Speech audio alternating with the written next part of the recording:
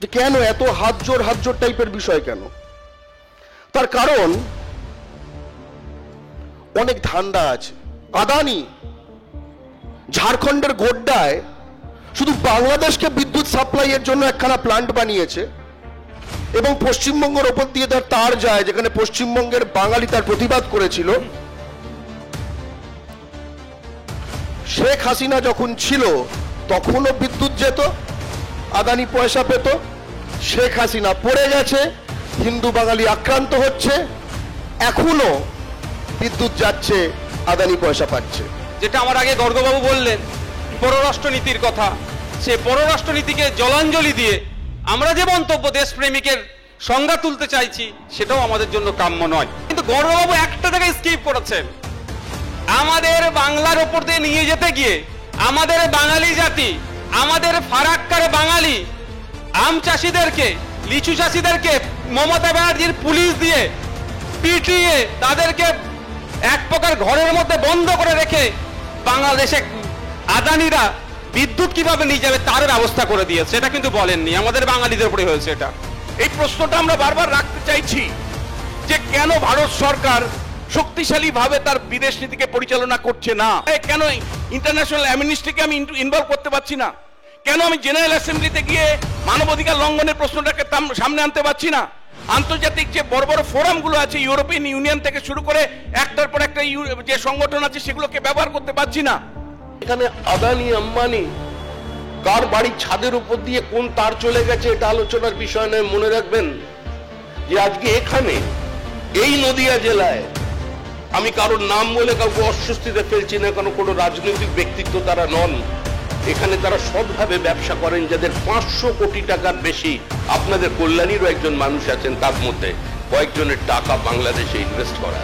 আফগানিস্তানে যে বুদ্ধ মূর্তি ভাঙা হয়েছিল, আমার মনে হয় ওখান দিয়ে কোনো আদানি আম্বানির তার চলে যায়নি। রিফিউজি আন্দোলনের ইতিহাসের পাতাটাকে উল্টো করে ঝাড়লেও কোনো বাজপেয়ী আডবাণীর নাম পাওয়া যাবে না। নাম পাওয়া যাবে কমিউনিস্ট পার্টির উদ্বাস্তু আন্দোলনের নেতাদের নাম।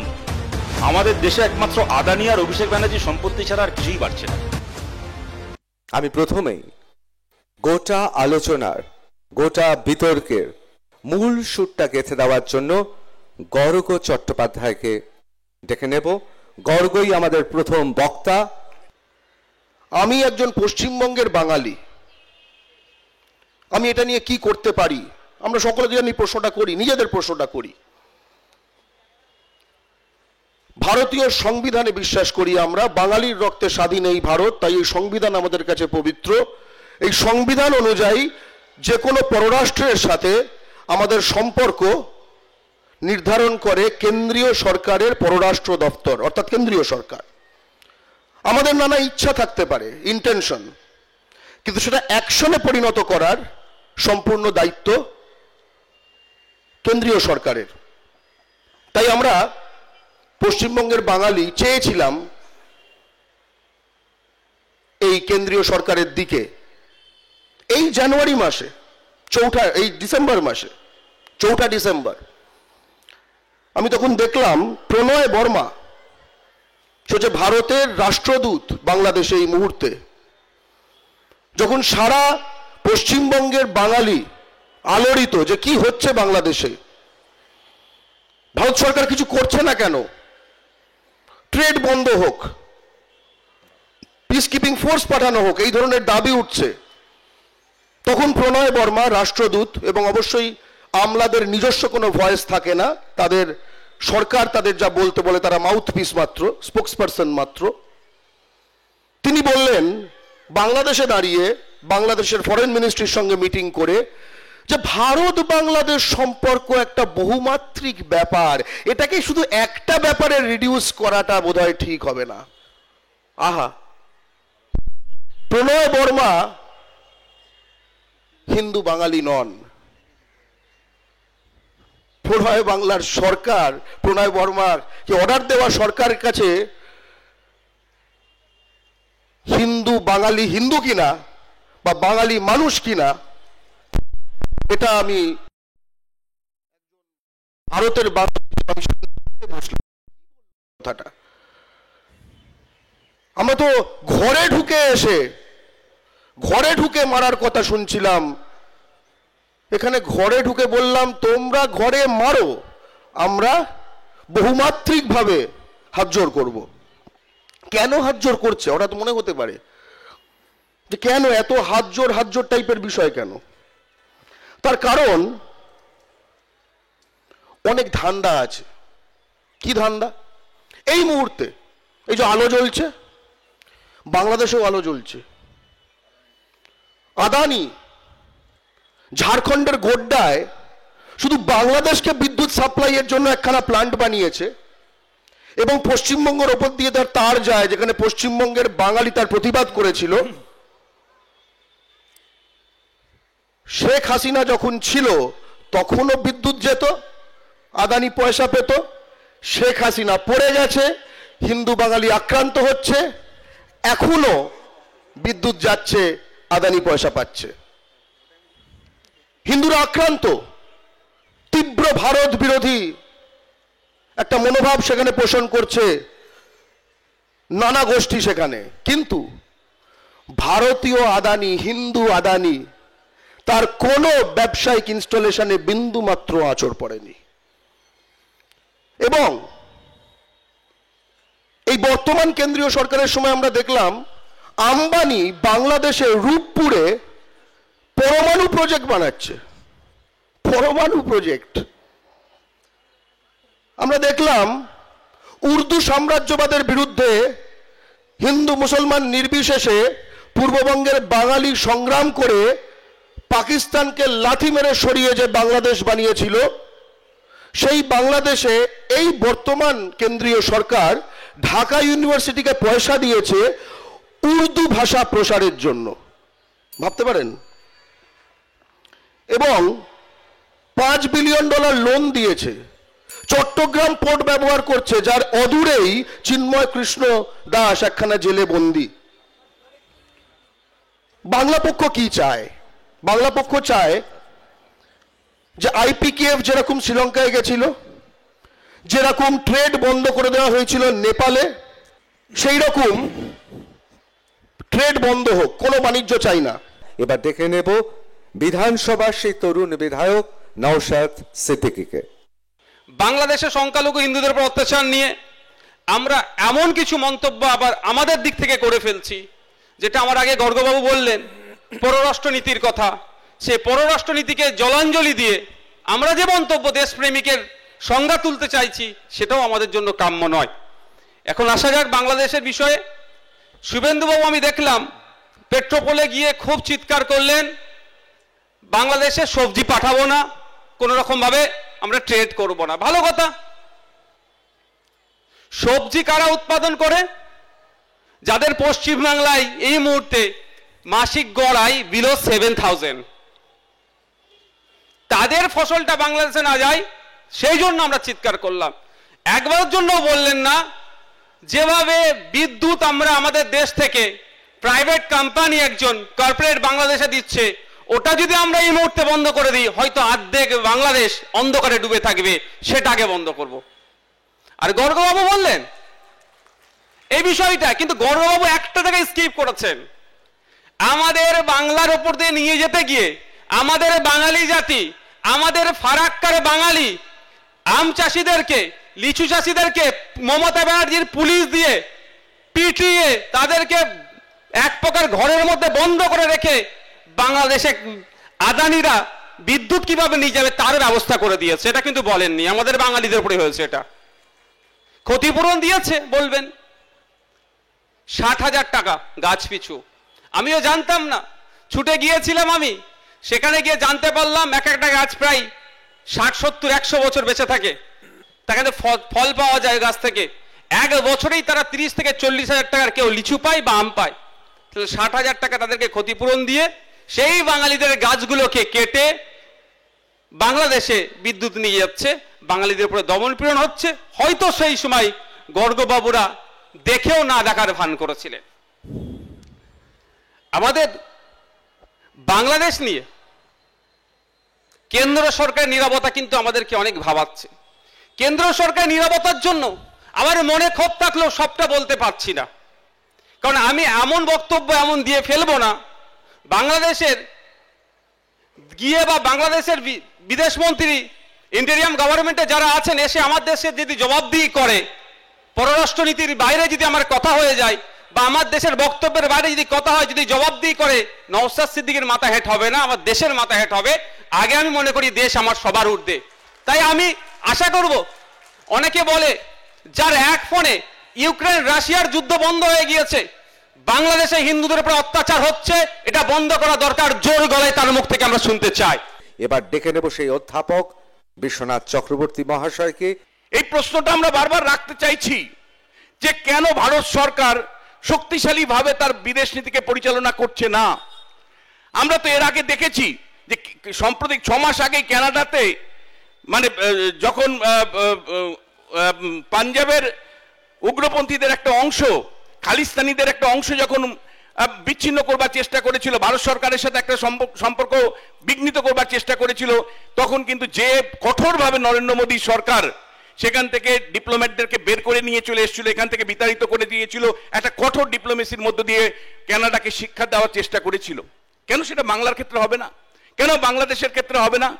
বাংলাদেশের আমাদের কলকাতায়, আমাদের ভারতবর্ষের যিনি রাষ্ট্রদূত আছেন ঢাকায়, তাকে ডেকে বাংলাদেশ পাঠাচ্ছে, ডেকে তাকে শাসাচ্ছে। আর আমার দিল্লিতে যিনি বাংলাদেশের রাষ্ট্রদূত আছে তাকে আমরা ডেকে পাঠাতে পারছি না কেন?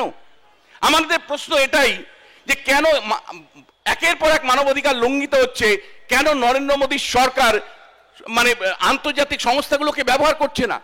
রিজিওনাল পলিটিক্যাল পাওয়ার, আমরা সব প্রবলেম সলভ করতে পারবো না এখানে, কারণ এটা ইসলামিক ফান্ডামেন্টালিস্ট আন্তর্জাতিক চক্রের মধ্যে পড়ছে। এটা কেবলমাত্র মানে কোনো ভূখণ্ডের লড়াই নয়, এটা অনেক বৃহত্তম আন্তর্জাতিক স্তরের লড়াই। সেই লড়াইয়ে কেন ইন্টারন্যাশনাল অ্যামনিস্টিকে আমি ইনভলভ করতে পারছি না? কেন আমি জেনারেল অ্যাসেম্বলিতে গিয়ে মানবাধিকার লঙ্ঘনের প্রশ্নটাকে সামনে আনতে পারছি না? আন্তর্জাতিক যে বড় বড় ফোরামগুলো আছে, ইউরোপিয়ান ইউনিয়ন থেকে শুরু করে একটার পর একটা যে সংগঠন আছে, সেগুলোকে ব্যবহার করতে পারছি না। আমরা একই সাথে প্রশ্ন তুলছি তামিল ইস্যুতে শ্রীলঙ্কায় যখন তামিলরা নিধন হচ্ছে, তখন যেভাবে কেন্দ্র রাজ্য সহযোগিতার মধ্য দিয়ে তামিলদের পাশে দাঁড়িয়েছিল, এবং আপনারা জানেন যে রাজীব গান্ধী মিরাজ 2000 পাঠিয়ে দিয়েছিল কেবল রিলিফ দেওয়ার জন্য। আজকে কেন পশ্চিমবাংলা সরকার এবং ভারত সরকার হাতে হাত মিলিয়ে চলতে পারছে না? তার কারণ ভোটের রাজনীতি। কারো হিন্দু ভোট চাই তো কারো মুসলিম ভোট চাই, ভোটের রাজনীতির জন্য। এবং দিনের শেষে এই প্রশ্নটা খুব বড়ভাবে আসছে যে ভুয়ো রেশন কার্ড এই রাজ্যে তৈরি হচ্ছে, ভুয়ো পাসপোর্ট তৈরি হচ্ছে, একের পর এক টেরোরিস্ট ধরা পড়ছে। আমার জাতীয় নিরাপত্তার সাথে ছিনিমিনি আমরা খেলছি কেবলমাত্র এমএলএ হওয়ার জন্য, এমপি হওয়ার জন্য এবং রাজ্যে ক্ষমতায় থাকার জন্য। আমার কেন্দ্রীয় সরকার কেন বিএসএফ এর বর্ডার সিকিউরিটিকে 100% নিশ্চিত করতে পারছে না? 2014 সালে যখন ক্ষমতায় এসেছিল, তখন নরেন্দ্র মোদী বলেছিলেন একটা পরিন্দাও এই বর্ডার দিয়ে বেরোতে পারবে না। আজকে কেন একের পরে ইনফিল্ট্রেশন শুধু পশ্চিমবাংলায় হচ্ছে তা তো নয়, মেঘালয় থেকে শুরু করে ত্রিপুরা বিভিন্ন রাজ্যে ঘটছে। তাহলে একদিকে রাজ্য সরকারের অধীনে যে প্রশাসন আছে তারা নিশ্চুপ থাকতে, জালিয়াতি করে পাসপোর্ট তৈরি হচ্ছে, রেশন কার্ড তৈরি হচ্ছে, অনুপ্রবেশ ঘটছে, জঙ্গিদের কারখানায় পরিণত হয়েছে পশ্চিমবঙ্গ। আর অন্যদিকে কেন্দ্রের যারা নিশ্চিত নিরাপত্তা দেওয়ার কথা ছিল, বর্ডার সিকিউরিটি নিশ্চিত করবার কথা ছিল, তারা সেই দায়িত্ব পালন করতে পারছে না। ভারতবর্ষের নিরাপত্তা নিয়ে এই মুহূর্তে আমি মনে করি যে ভীষণ বিপজ্জনক একটা ঝুঁকির মধ্যে রয়েছি। একদিকে হিন্দু নিধন চলছে একটা দেশের মধ্যে, তার প্রতিবাদ সেইভাবে আমরা করতে পারছি না, গণতান্ত্রিক শক্তিকে উৎসাহিত করতে পারছি না। আরেকদিকে প্রশাসনিক জায়গা থেকে তুতু ম্যামে, অর্থাৎ কেন্দ্র রাজ্য এই অবস্থান চলছে। বাংলার অন্যতম সেরা বাগ্মী রাজ্যসভার সাংসদ শ্রমিক ভট্টাচার্য মহাশয়কে আমি বলবো তার বক্তব্যের জন্য আমরা অধীর আগ্রহে অপেক্ষা করছি। প্রথমেই বলে রাখা ভালো, আমি ভারত সরকারের প্রতিনিধি নই। দেশের প্রধানমন্ত্রীর নীরবতা কিংবা ভারত সরকারের অব্যক্ত অস্থিরতা, এর কোনো বিশ্লেষণ করবার জন্য আমি এখানে দাঁড়াইনি। যদি কেউ আক্রমণ করেও থাকেন, তার জবাব দেওয়ার দায়িত্বও আমার এখানে নেই। কিন্তু বাংলাদেশের যে সমস্যা নিয়ে আমরা আলোচনা করছি, এখানে আদানি আম্বানি কার বাড়ির ছাদের উপর দিয়ে কোন তার চলে গেছে, এটা আলোচনার বিষয় নয়। মনে রাখবেন যে আজকে এখানে এই নদিয়া জেলায়, আমি কারোর নাম বলে কাউকে অস্বস্তিতে ফেলছি না, কারণ কোনো রাজনৈতিক ব্যক্তিত্ব তারা নন, এখানে তারা সৎভাবে ব্যবসা করেন, যাদের 500 কোটি টাকার বেশি, আপনাদের কল্যাণীরও একজন মানুষ আছেন, তার মধ্যে কয়েকজনের টাকা বাংলাদেশে ইনভেস্ট করা আছে। আপনি যদি কাটোয়া কালনার কথা বলেন, সেখানকার কয়েকশো কোটি টাকা ইনভেস্টেড আছে বাংলাদেশে। আপনি উত্তর 24 পরগনার মানুষের কথা বলেন, আছে। আমি কলকাতার ধনী বড় কোনো ইন্ডাস্ট্রিয়ালিস্টের নাম, কারো ছেলের নাম বলতে চাই না। আজকে তাদেরও অর্থটা সুরক্ষিত করবার দায়িত্ব কিন্তু একটা সরকারের থাকে। কারণ আজকে নদিয়া জেলার 300 কোটি টাকা যদি ডুবে যায়, প্রায় 4000 মানুষের অন্ন সংস্থান কিন্তু চলে যাবে। দুটো দেশের পারস্পরিক সম্পর্ক নিয়ে এটা চিন্তা ভাবনার বিষয় আছে। কানাডার ভারতের অবস্থান কিংবা অন্যান্য দেশে ভারতবর্ষ কি করবে, দেশের প্রধানমন্ত্রী কোথায় বিবৃতি দেবেন, কোথায় নীরব থাকবেন, এটা নিয়ে আলোচনা চলতে পারে। বাংলাদেশের সঙ্গে আমাদের 4007 কিলোমিটারের একটা পোরাস বর্ডার আছে। পশ্চিমবঙ্গে আমাদের সঙ্গে বাংলাদেশের সীমান্ত হচ্ছে 2200 কিলোমিটারের বেশি। ওপারে দাঁড়িয়ে একটা সাইকেলের বেল দিলে এপারে শোনা যায়। একটা অবৈজ্ঞানিক বর্ডার ঈশ্বর যা তৈরি করেছিলেন, আমরা আমাদের রাজনৈতিক ভুলের কারণে, আমাদের কিছু মানুষের তাড়াতাড়ি গদিতে বসবার কারণে আমরা আত্মসমর্পণ করে গিয়েছিলাম, আমরা হেরে গিয়েছিলাম ব্রিটিশ কূটনৈতিক চতুর সাম্রাজ্যবাদী শয়তানির কাছে। ঐতিহাসিক রমেশচন্দ্র মজুমদার বলেছিলেন যে দেশভাগের অন্যতম কারণ হলো ভারতবর্ষের রাষ্ট্রনেতাদের হিন্দু মুসলমান সম্পর্কে আজকে অনভিজ্ঞতা। পাকিস্তান বলে কোথাও কোনোদিন কোনো রাষ্ট্র ছিল না। জিন্নাহ প্রথমে পাকিস্তানের সমর্থক ছিলেন না, কিন্তু কারা জিন্নাহকে পাকিস্তানের সমর্থক বানিয়ে দিলেন এবং জিন্নাহ পরবর্তীকালে বিবৃতি দিয়ে বললেন পাকিস্তানের জন্ম সেদিন হয়েছিল যেদিন লক্ষ লক্ষ হিন্দু মুসলমান ধর্ম গ্রহণ করেছিল, সেদিনই নাকি পাকিস্তান তৈরি হয়েছে। 1944 সালে গান্ধীজি তার হরিজন পত্রিকায় লিখছেন যে দেশের এই বিশাল সংখ্যক মুসলমান তারা যদি সেলফ ডিটারমিনেশনের জন্য একটা নিজস্ব রাষ্ট্র চায়, অহিংসের পূজারী গান্ধীজি বলছেন আমার কোনো অহিংস পথ জানা নেই যাতে এত সংখ্যক মানুষকে সেখান থেকে রোধ করা যায়। আবার গান্ধী দ্য